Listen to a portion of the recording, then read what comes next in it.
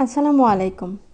অতিথি আপ্যায়ন কিংবা বাচ্চাদের টিফিনের জন্য খুব অল্প খরচে দারুণ একটি রেসিপি হতে পারে এই বেসনের লাড্ডু। মাত্র 200 গ্রাম বেসন দিয়ে কিভাবে 1 কেজি লাড্ডু তৈরি করবেন সেই রেসিপিটি আজকে দেখাবো।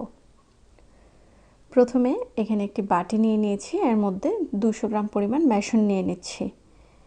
1/4 চা চামচ খাবার সোডা নিয়ে নিয়েছি, হাত দিয়ে একটু ভালো করে মিশিয়ে রুম টেম্পারেচারে থাকা পানি দিয়ে বেসনটাকে গুলে নিব। এখানে অনেক বেশি পানি দেওয়া যাবে না, অল্প অল্প করে পানি দিয়ে হাত দিয়ে মাখিয়ে নিতে হবে।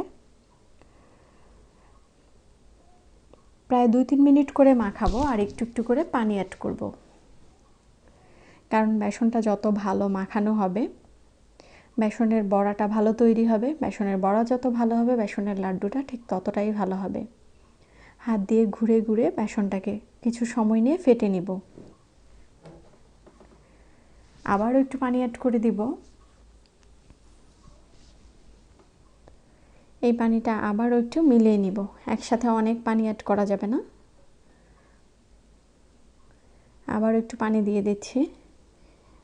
বেসন দিয়ে বুন্দিয়া বানানোর জন্য যেভাবে করে একটু সময় নিয়ে অল্প অল্প পানি দিয়ে হাত দিয়ে ভালো করে ফেটে বেসনের ব্যাটারটা রেডি করতে হয়, ঠিক সেইভাবে করে এখানেও রেডি করতে হবে। আমার ব্যাটারটা প্রায় রেডি। এবার আমি 10 মিনিটের জন্য রেস্টে রেখে দিব। ঠিক 10 মিনিট পর আমি একটা চামচের সাহায্যে আবারও একটু ফেটে নিব। দেখুন বেসনটা দেখে বোঝা যাচ্ছে অনেকখানি ফুলে উঠেছে। একটি কড়াই বসিয়ে নেব চুলায়। কড়াইতে তেল দিয়ে নিয়েছি, গ্যাস অন করে দিব। এবার বড়া একে একে দিয়ে দিব, অল্প অল্প করে দিয়ে বড়াটা ভেজে নিব। নেড়ে চেড়ে গোল্ডেন ব্রাউন করে সবগুলো বড়াই ভেজে নিব। প্রত্যেকটা বড়াই ডাবল হয়ে উঠেছে, যেহেতু এটাতে খাবার সোডা দেওয়া আছে যার জন্য বড়াগুলো অনেক ফুলেছে।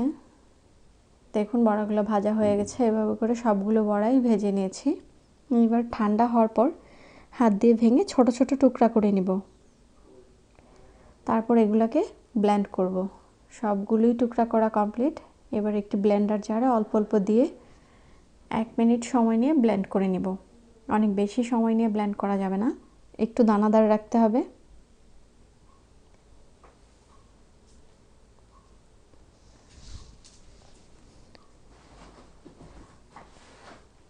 দেখতেই পাচ্ছেন সবগুলো ব্লেন্ড করে নিয়েছি, আর কতটুকু দানা দানা আছে সেটাও দেখতে পাচ্ছেন। এবার চুলায় একটু ফ্রাই প্যান বসিয়ে নিব। এর মধ্যে আমি 200 গ্রাম চিনি দিয়ে দিব। যেহেতু আমার বেসন 200 গ্রাম, চিনিও দিব 200 গ্রাম। 2 টুকরো দারচিনি দিয়ে দিয়েছি। পানি অ্যাড করব 200 গ্রাম।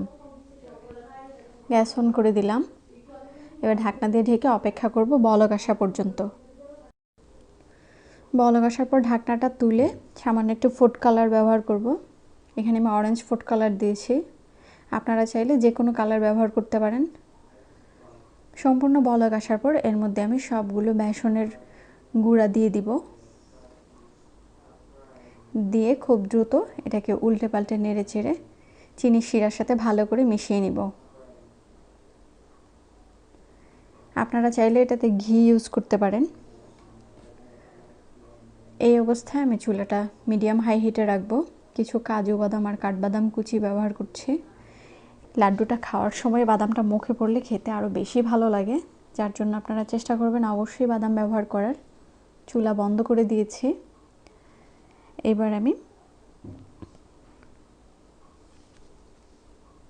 কুসুম গরম থাকা অবস্থায় হাত দিয়ে চেপে চেপে সবগুলো লাড্ডু বানিয়ে নিব। মিডিয়াম সাইজের করে এই লাড্ডুগুলো বানাবো, আর লাড্ডুগুলো অবশ্যই মোটামুটি একটু গরম থাকা অবস্থায় বানাতে হবে, নয়তো এটার শেপ দেওয়া যাবে না। যার জন্য চেষ্টা করবেন একজন না পারলে 2-3 জন মিলে বানানোর জন্য। এইভাবে করে আমি সবগুলো লাড্ডুই বানিয়ে নিব। দেখুন মাশাআল্লাহ আমার লাড্ডুগুলো দেখতে কতটা সুন্দর হয়েছে, খেতেও অনেক ভালো হয়েছে। আপনারা চেষ্টা করবেন বাসায় বানানোর জন্য। এভাবে করে একটি বক্সে রেখে ফ্রিজে 7 দিন পর্যন্ত রেখে খেতে পারবেন। ভিডিওটি ভালো লেগে থাকলে লাইক দিবেন, শেয়ার করবেন। আল্লাহ হাফেজ।